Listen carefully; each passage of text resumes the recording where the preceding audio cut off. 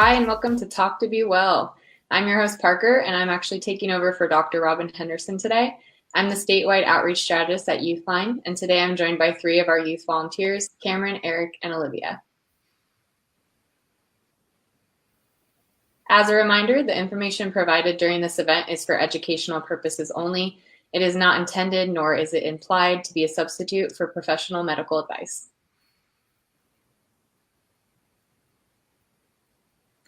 Awesome. Thanks for joining us. Let's start by having our youth volunteers introduce themselves. Olivia, why don't you kick us off? Hi, my name's Olivia. I use she, her pronouns, and I've been volunteering on Youthline for about a year and a couple of months now. I really love working with all the volunteers. It's a super nice and supportive community, and working with all of the youth on our lines brings a lot of meaning and purpose to my day. So I'm excited to be here. Awesome. Thanks, Olivia. How about you, Cameron? Hi, my name's Cameron. I'm a junior at a high school in the Portland area, and I have been a volunteer at Youthline for over a year and a half now, and it is incredible. Awesome. And Eric? Hi, I'm Eric. I use he, him pronouns. I've been at Youthline for almost a year now, and I just really love the community at Youthline and the supportive environment. I've learned lots from being a volunteer there. Awesome. Thanks, guys. And since you all talked about how you really enjoy Youthline, how did you learn about it and what made you want to get involved? We'll start with you, Cameron.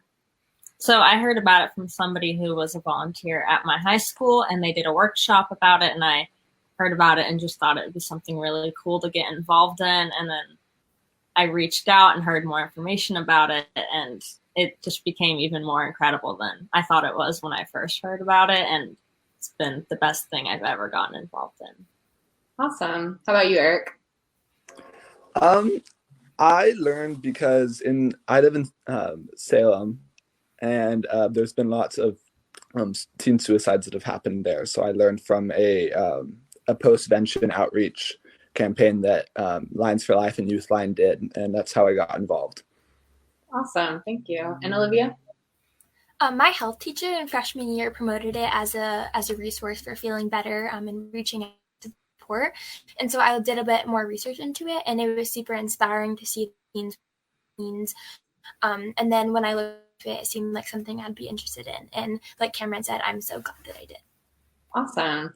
As our outreach strategist, it makes me really happy to know that you guys are hearing about us outside of just our friends. Meeting with our teachers and building those relationships is really important for us. So because we are talking about COVID and life after COVID and where we're at right now, what resources do you guys know of that are available and open for people your age? Cameron, do you want to start us off? Yeah, well, the plug in Youthline, I think Youthline is an incredible resource, and you can reach out via call, chat, text, and email, and teenagers are still there even through COVID because we're being safe. They're very safe at the place that we take the contacts, and it's something amazing because nobody deserves to feel alone right now, and even though everything is up in the air, there is still support out there for all of you guys. Awesome. And Eric, I saw you about to start to answer. Do you have anything for us for resources? I was just going to talk about Youthline, but also there's lots of student-led efforts, whether it's clubs at school or I run a local nonprofit in Salem that's all about teen suicide prevention and mental health called Live to Tell, and that's also just an example of an organization that is trying to support teenagers during all this time and keep people connected. And I'll also add that if you're looking for resources in your community or mental health support, you can call 211 and they'll get you in contact with mental health professionals or resources in your area that can meet like any financial needs that you might be having. So that's a good resource to call too. Awesome. I think it's really important that we understand that there are a lot of resources out there. Youthline, of course, is one, but the Trevor Project is a great option for LGBTQ plus youth to also get that very specific support for people in the queer community, and amazing just county resources. So just a quick Google can be really helpful, and also reach out to Youthline. We can help you navigate the Google and find different resources for you. I know that Eric and Olivia are still working the lines because Youthline Youthline is open. We're following CDC guidelines and making sure that people are safe and wearing face masks and being 6 feet apart. But has COVID changed the types of problems teens are facing when you are working with the contacts at Youthline? I can start. I think that the short answer is yes. I think that we've had a lot of contacts about isolation and mental health problems, understandably, but also just about difficulties at living in their home environment, whether it's abuse or just struggling to get along with their family members. And then access to mental health resources has been a big challenge for a lot of teenagers right now, especially if they're living in an environment that's not supportive of those mental health challenges and doesn't believe they exist. And then people just really don't know how to reach out. So it's definitely a big challenge for them to keep finding hope when they're struggling with something like that. Definitely. And Olivia, how have contacts changed for you, or are you seeing any other changes? I definitely agree. I think there's the same issues we were seeing before, like loneliness, isolation, family issues, but we're seeing them in greater concentration and maybe a little bit more severe. And then I've also been taking a lot of mental health and suicidal ideation contacts. Again, like Eric was saying, a lot of people just struggling being at home environments and having a really hard time everything. And then I've also been seeing more teen pregnancy or contacts specific to COVID, like teenagers that have to work in grocery stores or support their families as well. Awesome. Thanks, Olivia. And then Cameron, I know that you've been off the lines for personal reasons, and I'm just curious, how has that been an adjustment for you, and how have you been taking care of yourself and staying connected to Youthline and your peers and friends outside of that? Yeah, it's been a big change for me. Youthline has been something I go to once a week for a really long time now, and I'm sad that I haven't been able to go. I'm looking forward to being able to come back in the future, but I'm really excited for going back, and I have been able to keep in contact with a lot of people from Youthline, and we've been doing social hours where we anybody who either if you're not on the lines right now or even if you are, during all this quarantine stuff, we can get together virtually and connect with people. We watched Parks and Rec the other day, and it was great, and it has really allowed me to stay connected with Youthline and the incredible community that we have there. Awesome. I'm glad that you've been feeling connected, even when you're not in the physical space. And hopefully we will see that change soon as phase 1 reopens a few things, and as we figure out how we're going to transition into a larger group and reconvene in our normal setting. Something you guys keep talking about is just the amount of feelings and emotions that are coming up for everyone, adults, youth, contacts, tiny little children, all of humanity is feeling lots of different emotions. And we're understanding that, it can be dark and heavy. It can feel like grief, and it can also feel like relief and calm or some peace. But those transitions are really different right now. So what kind of emotions and feelings are you guys experiencing, and how have you been coping with that, or maybe not coping with that? Who wants to kick this off? I can touch on this. Awesome. I've noticed on the lines, and then also in my personal life, there is a lot of darkness and heaviness right now. It's really hard being distanced from all of the people we care about and not having the support networks or the things that give us joy and brightness in our lives. But then I also, personally, my school experience is very stressful, and I have super late nights with not a lot of sleep. So there's also some relief that's come with this time, getting to focus more on my own mental health and process through things and stay at home and spend more time with my family. So I think it's just important to recognize that this is a really dark and heavy time, and also it's okay if you are feeling a little bit of relief or calmness. School can be a really heavy and stressful place for a lot of people, so just anything that you might be feeling, welcoming that and accepting that it's okay to feel that way. Awesome. I would agree with Olivia. I think there's been a lot of uncertainty that's weighing on everyone, and that uncertainty can be really overwhelming. For me and for the contacts on the line, especially with people struggling with anxiety or similar challenges, like the uncertainty about the future and all of these unknowns that are happening and how when things are going to open, what is going to be able to happen, what's not, has been really hard. And I know that, like, for me personally, as a graduating senior, it's the weirdest thing because all of a sudden everything's canceled for me. Definitely. Thank you for sharing that. And Cameron? Yeah, I think right now there's just life is so different right now and everything looks so different. And I think, all of our feelings reflect that. And I think personally, I have felt a little more like uneasy and more irritable than I normally am. And I think that's just because being stuck in the house is really hard. But I've also felt some relief and some really good moments of happiness, just still being able to feel close with my friends through social media and social distancing meetups. And that's been really nice to just remind me that people still exist, even though we don't see them close and in school, that people are still out there and are there to support you, and that we're not alone through all of this. Definitely. And I think that all of you really touched on the beauty of normalizing how vast our emotions are right now, and knowing that whatever you're feeling is okay and whatever you're going through is pretty normal, or something a lot of people are experiencing. And it's hard to sit in that grief and that darkness, and it's also hard to sit in the relief and the calm and feel like either of those is abnormal. But really normalizing that can help people reach out for help or have really transparent conversations like we're having right now. Because Olivia and Eric really both mentioned two big things that are happening for youth, which is just school and the transitional period, and also graduation. I'm curious as to like what school year are you guys in right now, and how do you think it will look in the coming months? Olivia, you want to start us? Sure. So I'm a junior right now, or at the end of my junior year, and then I'll be entering senior year. And I know for me, like at my school and just amongst my friends, like junior year is a really hard year. And then senior year is this year of like pride, and you're at the end of your high school experience. And there are all these really great celebrations that come along with it.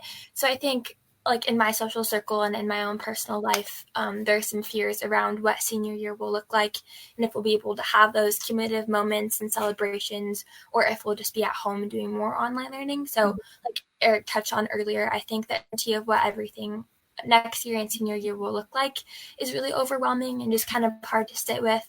And then also just wrapping up junior year in kind of an anticlimactic way has been tricky. But yeah, just taking things one day at a time and trying to stay calm and rely on coping mechanisms has been helpful. Yeah, I definitely agree with Olivia. Yeah, I'm a senior. All right, we'll pass it back over to Cameron. So you're saying you agree with Olivia. What was that? Yeah, I agree with Olivia. I'm also a junior, going to be a senior next year. And I think the uncertainty of what next year is going to look like is really hard. And, it's hard for me to prep for anything just because I have no idea what's going to happen, and college admissions are kind of scary. But I also am just hoping that there's going to be maybe some good changes next year, and that we all come back in some form to appreciate our life a little bit more and appreciate the normalcy that came with life in school a little bit more. And I'm looking forward to that feeling. Definitely. And I think uncertainty is a big feeling a lot of people are experiencing right now. And I don't know if there are many worse feelings in the world than feeling unsure or uncertain or fearful of the future. And I know Eric really wants to talk about this, and it's graduation. And I think that the big piece around this is like just a hopeless feeling of disappointment, like feeling like things have been ripped away. So Eric, what has it felt like as a senior to experience this like virtual version of graduation, and how have you been dealing with that?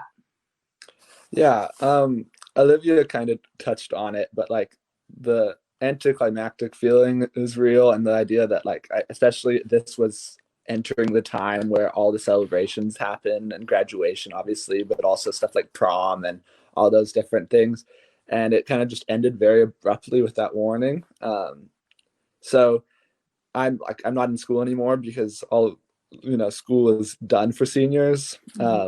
So it's been really weird. I've been trying to adjust to totally like new schedules. I got a job, and I tried to figure out like just what I'm doing and create new routines for me to kind of stay a little distracted, I guess, and just also find more ways to be productive and purposeful in my life when I, like, you know, a big part of it in my senior year was taken away. But I understand why, and I think that it's okay to be feeling disappointed, and I know all my classmates are, but there's also some relief that goes with not having to take end of year exams and all that stuff. So there's some silver linings. For sure. And I think that I think as a community as a whole, we are pretty sick of this quote unquote new normal and the conversation about uncertain and staying safe and blah, blah, blah. But I think that there is something to be said about learning the new normal together and having this community experience around it. And so knowing that you're not the only one going through this disappointment and this anticlimactic version of what graduation is doesn't define your experience and doesn't define, you know, how you went through high school and what you're going to do with it now. So congratulations, by the way. So because you also talked about online school and you know, Eric is in this beautiful relief stage of not having to do that.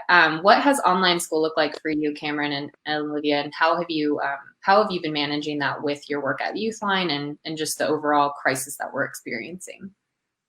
Yeah, I'd say my workload has decreased after AP exams since we had them online this year. And they were very weird also because they were 45-minute exams, which is way different than anything ever, and online, which just can cause so many issues. Like, I didn't have any technical difficulties, but I know a lot of people who did, and I'm very thankful that I didn't. But I still have some work to do, and that's been weird, and I think it's normal to feel less passionate about doing your work at home because normally, you know, the people that keep me going are the people in my classes and seeing my teachers in person and connecting with them through the work. And now lacking that, it can be really hard. But my parents are both teachers, so I have still been doing stuff and, you know, trying to still keep myself busy with it. It can be a good distraction during the day because, I mean, Netflix can only last so long.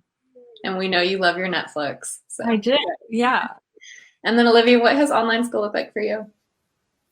I think my school has quite busy. We have a lot of, like, the program that I'm in, we have a lot of big assessments that we still have to complete. And so I think finding a way to balance that activities that I have on right now and then schoolwork has been a lot, and finding time to practice self-care has been hard. But yeah, I have seen a lot of, like, I would say a pretty standard amount of work, and procrastination and lack of motivation has been real. So just working through that has been kind of tricky. But all in all, we finish in a couple of weeks. So just looking forward to that end of the school year. Awesome. It's great to hear that you guys are finding time for self-care amongst all of the chaos. So because so many youth in the world are struggling with online school and, you know, the anticlimactic version of graduation and just the overall feelings of being overwhelmed and whatever else is going on, I know that a lot of our contacts, as Olivia stated, have been, there's been an increase in just feeling isolated or maybe potentially abuse in the home or suicide ideation. With these heavier crises, what kind of support can you give to a person your age? How do you provide that peer-to-peer connection to somebody who is going through these trickier crises? Eric, if you want to start us off, that'd be great. Yeah, I think the really special thing about Youthline is just the fact that you can find, you know, connection and like solidarity with other teenagers, especially during this time where, you know, we're all going through a similar thing, more or less. So I think that being able to, you know, just hear another teenager's voice if they call in, especially when everyone's so isolated, is in itself really helpful. But we also are able to connect them to resources, whether it's their therapists in their area, or just we try to plan ways to be safe or find help, or talk to a trusted adult in their family or in their community so that they can get the resources they need to feel better soon. Awesome. Thank you. And Olivia? Yeah, I definitely agree. And in addition to that, I think a lot of the people that reach out to us don't have a lot of space in their personal lives or people to talk to that believe them or are willing to sit with them and how they're feeling. So I think on the lines, we really try to make sure that the people that reach out to us have a space and know that they're important and know that the way they're feeling is real. So I think just building those relationships that like what you're feeling is real and it's okay and we're here to support you through that. And we are people that will talk through that with you and believe you when maybe you don't have those people in your life right now. Awesome. Yeah. And I think another thing is to be checking in with people in your life, especially if they're somebody you know deals with some mental health issues. Even though we lack that in-person support, you can still offer somebody a lot of support with a FaceTime or a call, and you can help them feel a lot less alone. And I know I've been trying to do that, and I've appreciated other people checking in with me. And it's just really nice to know that people still care about you even through all of this. And I think one thing that we can do as teenagers, because we have social media and phones, is that we can still reach out and stay connected with people and help people to know like they're not alone in all of this and that whatever they're feeling right now is valid and that we are there to help them and support them. Awesome. And I think that what you just touched on around creatively connecting with people in our lives is really powerful. There is always going to be pros and cons to technology, but right now we're so lucky to be able to, connect in a virtual setting when, like you said earlier, there are people that exist in your lives. You still have these support systems. They might just not be physically present right now. So that connection piece is really important, especially because we all have the tendency to feel really isolated right now, and isolation isn't a really normal feeling. It doesn't feel good, and it usually ends up in maybe not the most healthy of coping skills or potentially having some really intrusive thoughts if we're not letting other people know what's going on for us. So it's pretty remarkable that you guys do the work that you're doing at the Youthline and in your own personal lives. So with that being said, how do you guys take care of yourselves? You've talked about making space for self-care, but what does that look like for you? Well, I already kind of touched on this. I like watching Netflix. And it's been really, I've been doing car meetups with my friends. So we all like park in a circle and we're all distant. And I think that's something pretty popular to do right now. And I think it's really fun to actually be able to see people in person because I'm like, wow, people still exist. I can still see them. And that's been really helpful for me. And I love photography, and I've been doing some social distancing photo shoots. So we stay like more than 6 feet apart at all times, and we stay outside. And that's been really fun for me. And I've been doing it with my friends who are seniors, and I get them to wear their cap and gown. So I help them to feel a little bit celebrated. And that's been really fun for both of us. And just to talk like normal people has been really nice. Awesome. I'm glad that you're finding that creative way. And it sounds like you could potentially do some more senior photos for Eric. Eric, how have you been taking care of yourself? For me, it's just been kind of like looking forward, trying to find things to look forward to. Whether it's like the distant future with college, even if I don't know when it's happening, I can still look forward to that experience. Or just also, I've just been, kind of doing the normal things, watching Netflix, play with my dogs, and just kind of engaging in new hobbies and focusing on little projects around the house. So just things like that have been really helpful for me. Awesome. Thank you. And Olivia? I think those are all super great strategies. For me, I've kind of had to come to terms with the fact that like self-care is a journey and I have to work at it every day. And self-care is kind of hard to implement or to figure out like how to make time for it or what it looks like for me. So just making room like to forgive myself if I'm having trouble with it some days. And just finding like for me, self-care is finding joy in the simple moments or the little moments. So like spending time with my pets who are very tired of me. And then going for walks with my family and watching TV because I didn't really get to do that before. So just finding joy in the little moments and recognizing that it's kind of like a one day at a time sort of thing. Beautiful. I love that you're bringing up the conversation around how self-care is super subjective and dependent upon the person and that it changes over time. So what helps us, right now might not help us in 5 years, or our support systems might change. So doing some check-ins with yourself and having that self-awareness and insightfulness enough to do that kind of work can be really hard. You guys speak so eloquently about supports and crisis intervention. So how is it that you guys know what the right thing to say is? How do you support people so well? I can touch on this. So for Youthline volunteers, we get, I think it's over 55 hours of training, like 60 hours of training before we start working on the lines. So we're trained in like listening and peer support, and we get training on a lot of different topics that come on the lines. And then on top of that, we have super supportive supervisors that are there to like help us through anything that might be challenging. So I think it's a really supportive community, and there's a lot of help. Like other volunteers can support you if you're having trouble, like of what to say. And then also I think like the other people on the lines realize that you're imperfect and that you're human. So it's really easy to work with the contacts that we do because they're very forgiving. And then I just think like having a lot of practice and working at it can be helpful too. Awesome. Yeah, and just to add to that, I think all of that's completely true. And like for me, it was a process because I was always terrified of saying the wrong thing at first.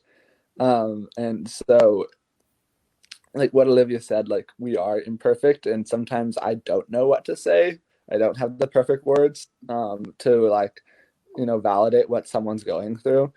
But I think that's okay, because if anything, it just kind of shows the person I'm talking to that I am a teenager like them who, doesn't know everything and doesn't pretend to. And I think that like, if anything, we can find connection in that way, even if I'm struggling. Yeah, and I think like one way to build connections and something that we do at Youthline is being willing to ask for help and being willing to, admit when you don't know what to say and to look at somebody else and have them help you. And I mean, I've been at Youthline for over a year and a half, and I still am like, I don't know what to say sometimes. But then I learn from the amazing people around me and from my amazing supervisors. And I just have learned a lot from the experience and the training that helps you so much. You learn incredible skills that, I still use these skills like in every day of my life, just supporting my friends and even being more forgiving of myself and kind of understanding myself more. And that's a gift like no other for me. Awesome. Thank you. And it sounds like, I mean, I know we're biased because we all work with Youthline, but it's a pretty remarkable place and a very safe place for people to be themselves and bring their true selves to the work that you do. How would somebody get involved with Youthline? How do you volunteer?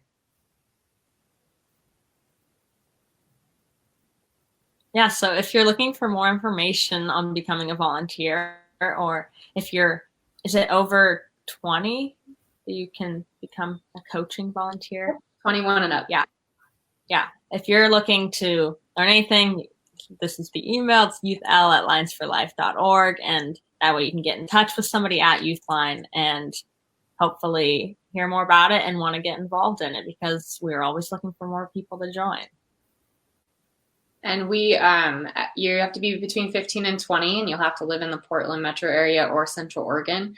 However, if you live near Portland or near Bend, but you're not specifically in that space, you can make that commute and have reliable transportation, you're also able to do that.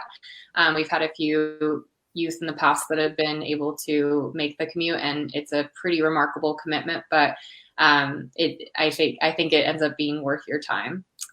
So as we're starting to wrap up, any last minute, not advice, but support that you want to give to people your age out there in the world with COVID and just kind of taking care of themselves?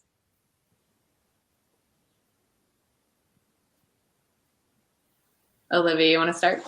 Sure. I think just recognizing that you deserve support, and although it can be kind of intimidating to reach out, or it may feel like what you're going through isn't like significant or not something that you would need to talk about, I think anything that you're feeling or anything you're struggling through is real. And if it matters to you, then it matters. And so we're always here to support you through that. And when contacts reach out, like we get excited. So we want you to contact us. Well said. Yeah, and just to add to that, like you're not alone. There are always people that you can reach out to, even though it doesn't seem like that at the moment. Um, Even if it is a teenager at Youthline, or if it's someone in your community, there are people that care and can help you, even if it doesn't seem totally possible right now. You are not alone in your struggles, and you can get the support you need. Yeah, and I think through all of this, it's really important to just remember to, again, take care of yourself and give yourself a break, because online school can be overwhelming and everything going on with the world can be super tough. But I think it's really important to give yourself that time to do something that you enjoy. And even though that can feel hard sometimes, you may feel selfish for doing it. It is not selfish at all to give yourself a break. We all deserve a break. And I think that's one thing that we can all work on is, trying not to measure ourselves by our productivity, because with all this free time, it feels like you have to be doing something like, oh, I need to get into shape. Oh, I need to do this. I need to do this. But, you don't have to do anything. Just do what feels right for you and give yourself that time and that break. Beautifully said. So thank you to my amazing 3 teens for joining us today, and to everyone for listening and sending in your questions. If you're looking for help with processing anxiety or any other medical questions, please visit us at providence.org. And if you'd like to get a hold of someone at Youthline for crisis support or help, you can text teen to teen to 839-863. That's text the word teen, the number 2, teen, to 839-863, or call 877-968-8491. Thanks for listening.